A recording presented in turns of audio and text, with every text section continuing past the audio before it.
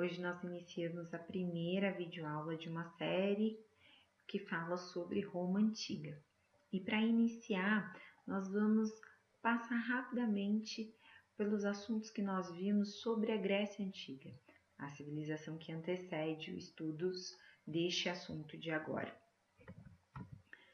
Na Grécia Antiga, nós falamos sobre conceitos básicos como Hélade, Magna Grécia e helenismo, ou mesmo bárbaros, entre outros, que definiam a cultura grega, definiam sua localização e caracterizavam aquela civilização. Falamos também da sua localização, dividida em 3 partes, peninsular, continental e insular, e como a geografia daquele território protegia a civilização grega, fazendo com que fosse interessante se fixar naquela região. Depois, falamos sobre o primeiro polo cultural e de desenvolvimento que existiu naquela região, que foi a civilização minoica, na ilha de Creta, uma civilização extremamente urbanizada que formava um entreposto comercial da região. E, por fim, trabalhamos os diversos períodos que dividem a história da Grécia Antiga, começando pelo Micênico, que tinha sua principal sede em Micenas, vários reinos que prestavam obediência e seguiam o rei de Micenas. Dentro desse cenário, falamos da primeira diáspora grega, o primeiro processo onde os dórios modificaram por completo a forma de cultura e de vida dos povos que ali viviam. Falamos da Guerra de Troia, que foi a tentativa dos micenas de controlar o mar Egeu com toda a sua força grega. Depois passamos para o período homérico, onde a gente tem o surgimento dos genos. Esses genos ou genos que eram formações familiares, comunitárias, que se trocavam formas de trabalho e principalmente que se juntavam a partir de laços de antecedentes em comum ou mesmo por deuses em que eles acreditavam, partilhavam de uma mesma religião. Esses genos foram se desenvolvendo e no período arcaico vão formando as polis, as cidades-estados. Então os genos que começam como pequenos agrupamentos familiares patriarcais vão se desenvolvendo e chegam a um patamar de cidade-estado. Dentro desse patamar, nós vimos a segunda diáspora grega, causada pelos aristói, kakoi, agatói, bons, melhores e maus. Aqueles que não ficaram com terras férteis e produtivas tiveram que percorrer para outros caminhos fora da Hélade para conseguir territórios férteis, formando assim a Magna Grécia com as colônias gregas em outras regiões.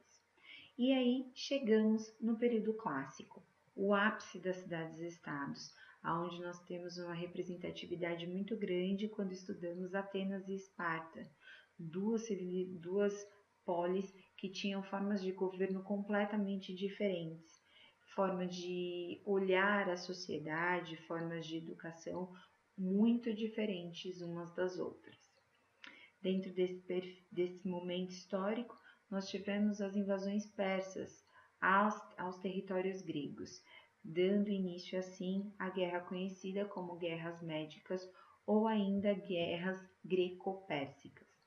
Essas guerras greco-pérsicas foram justamente as guerras travadas entre os gregos contra os persas. Neste momento histórico, eles se uniram significativamente através da Liga de Delos para juntar recursos e treinar o exército e assim conseguir vencer os persas. Assim chegamos no último período da Grécia Antiga, o período helenístico.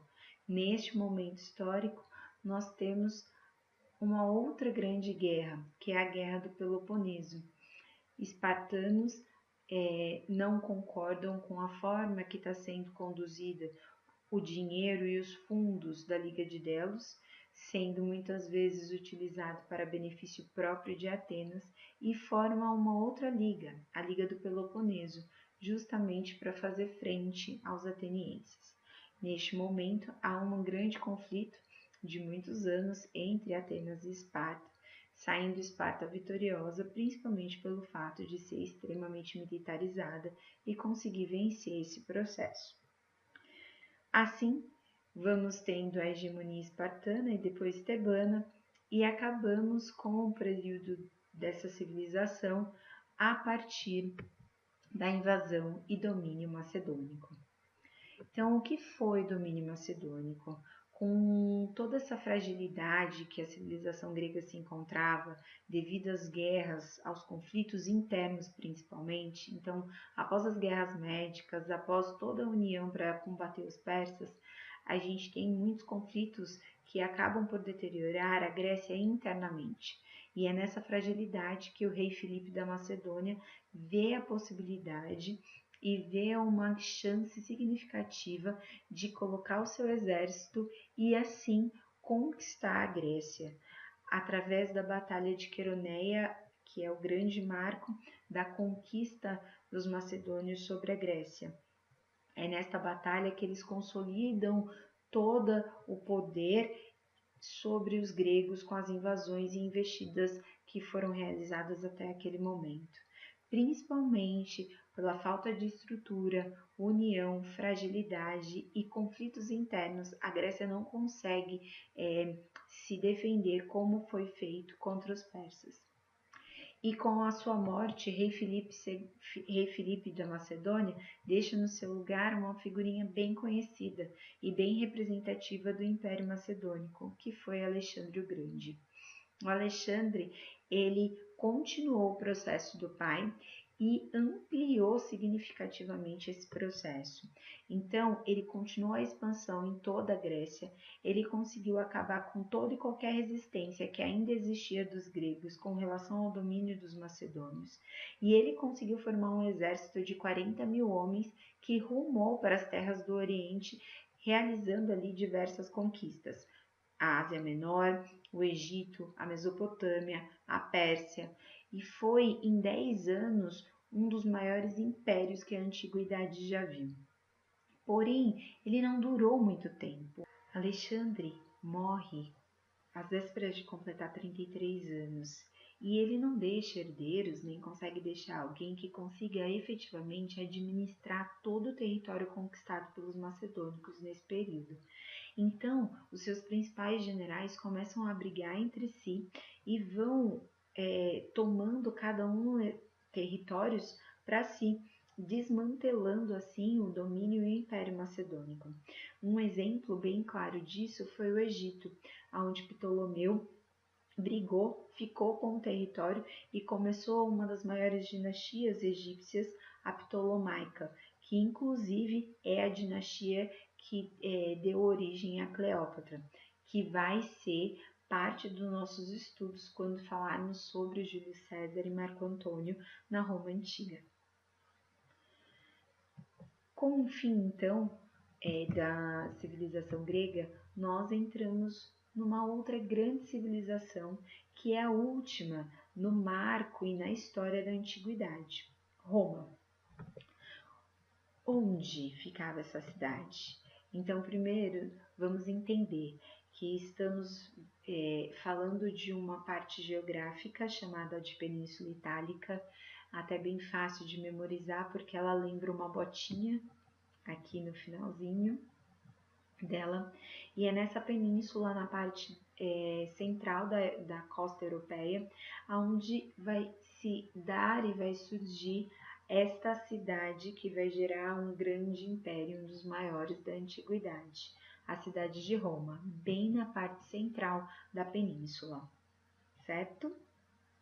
Bom, como que essa cidade, esse povo se formou, né? Então, quem foram os primeiros povoadores deste local? Nós tivemos os italiotas, que ficaram na parte central, que é esse da cor roxinha. Tivemos também os etruscos, que ficaram mais na parte do norte, e os gregos na parte do sul, aonde nós chamamos, quando estudamos de Grécia Antiga, na Magna Grécia, que são as colônias gregas. Aqui nós podemos ver que nas terras onde seria antigamente a Grécia, a Península do Peloponeso, nós ainda temos um domínio macedônico, né?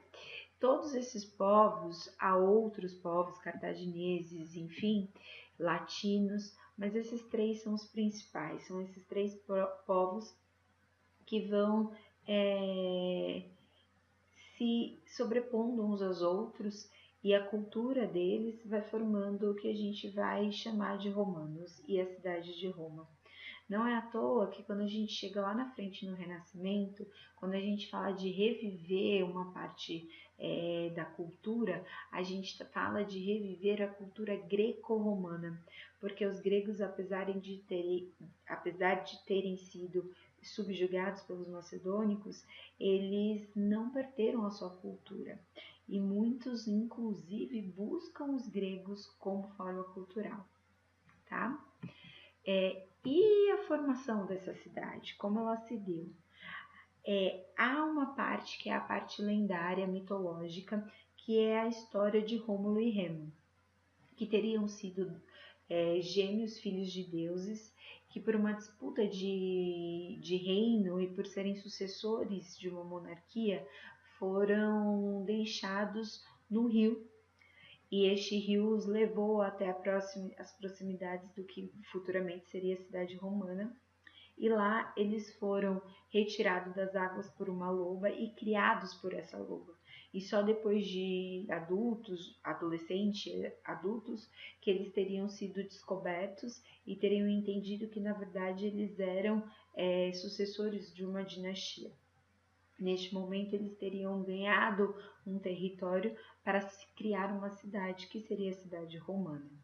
Eles entram em conflito e Rômulo mata Remo, e daí nós temos toda a instituição da civilização e da cidade romana. Essa é a história lendária, mitológica, mas os estudiosos e pesquisadores vão mostrar que os italiotas, que nós vimos no mapa anterior, do slide anterior, eles estão próximo ao rio Tibre e formam várias aldeias, várias pequenas vilas. E uma delas é a aldeia de Roma, que se torna muito produtiva e que ganha uma notoriedade dentro daquele espaço. E é aí que os etruscos, que estão lá no norte, têm interesse e começam a se apossar da cidade romana, consolidando assim a cidade. Então vamos voltar um pouquinho. A gente tem os italiotas, que aqui na parte central criam uma série de aldeias, uma delas é a aldeia romana. Essa aldeia se destaca porque evolui rapidamente, se desenvolve, e os etruscos fazem um caminho de descida, indo para o sul, onde eles vão conquistando e vão tomando posse de alguns locais, e um deles é a cidade de Roma. Tudo bem? Até aí? Quais os períodos que nós vamos estudar na história da Roma Antiga? Então, nós vamos falar da monarquia, que é um período curto comparado aos demais e que não há tantas questões a serem estudadas. Depois entramos na República, que aí já vamos ver as camadas sociais da Roma Antiga, os problemas com relação aos territórios, o início da expansão territorial e alguns governantes que começam a flertar com um poder mais centralizado. E por fim chegamos ao Império, que é o período mais longo da história da Roma Antiga, onde teremos personagens bem peculiares, né, imperadores muito singulares, um governo e um território muito extenso, bem centralizador, que ainda conta com a mudança o surgimento de uma nova religião, que é o cristianismo, que interfere bastante no caminho e no percurso do Império Romano, certo? Para começar, vamos falar da monarquia. Então, a monarquia, ela era bem influenciada e dominada pelos etruscos, né? Então, foi um período em que a cidade romana ainda era pequena e tinha uma influência significativa dos etruscos dentro do processo que eu expliquei anteriormente. O rei, ele era escolhido porque ele tinha uma origem divina, então ele era escolhido dos deuses, no caso, né, eram politeístas, para estar ali, para ocupar aquele lugar. E essa monarquia, ela vai ter fim quando a invasão e dominação etrusca começa a diminuir um pouco, né? Então a invasão e a dominação etrusca ela vai até 509. Neste momento a gente já tem camadas na sociedade romana que vão começar a questionar esse poder divino de uma parte dos etruscos vai ter para manter essa monarquia. É aí que a gente vai começar a migrar para o processo da república, que é fruto da nossa próxima aula. Espero que vocês tenham entendido e caso não tenham entendido, por favor, deixe sua dúvida, me procure, deixe no post, mas não fique com a dúvida, ok? Obrigada e até a próxima aula. Tchau!